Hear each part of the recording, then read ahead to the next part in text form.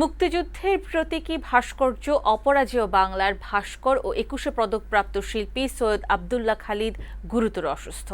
রাজধানীর একটি হাসপাতালে লাইফ সাপোর্টে রয়েছেন এই গুণী শিল্পী। পরিবারের সদস্যরা জানিয়েছেন, অ্যাজমা সহ বেশ কিছু শারীরিক জটিলতায় ভুগছেন তিনি।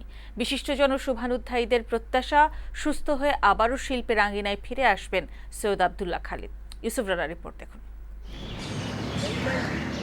ফার্স্ট এইড বাক্স হাতে সেবিকা, সময়ের প্রয়োজনে রাইফেল কাঁধে তুলে নিয়ে মাথা উঁচু করে দাঁড়ানো টকবগে তরুণ এবং দুহাতে রাইফেল ধরা আরেক মুক্তিযোদ্ধা।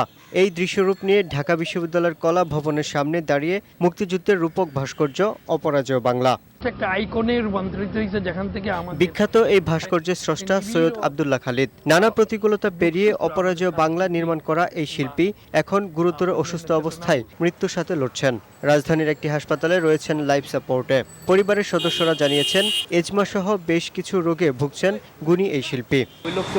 গত মাসের শেষের দিকে অসুস্থ অবস্থায় নিজ শহর সিলেটের একটি হাসপাতালে সৈয়দ আব্দুল্লাহ খালিদকে ভর্তি করা হয়। অবস্থার অবনতি হলে গত মঙ্গলবার ভোরে রাজধানীর সেন্ট্রাল হাসপাতালে ভর্তি করা হয় শিল্পীকে। স্বজনেরা জানালেন, সৈয়দ আব্দুল্লাহ খালিদের শারীরিক অবস্থা এখন ভালো নয়। মুখের ভিতরে তো তার ওই লাইফ সাপোর্ট লাগানো, তো এর জন্য সে কথা বলতে পারছে না। তো মাথা তুলে অন্তত তার অ্যাক্টিভিটিতে বোঝা গিয়েছে যে না, সে বলতেছে।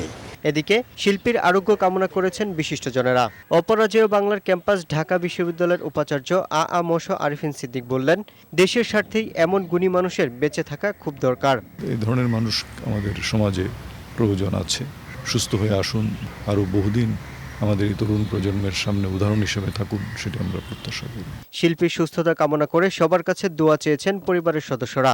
স্বজন ও শুভানুধ্যায়ীদের প্রত্যাশা, সুস্থ হয়ে আবারও শিল্পের ভুবনে ফিরে আসবেন ভাস্কর সৈয়দ আব্দুল্লাহ খালিদ। ইউসুফ রানা, বৈশাখী সংবাদ, ঢাকা।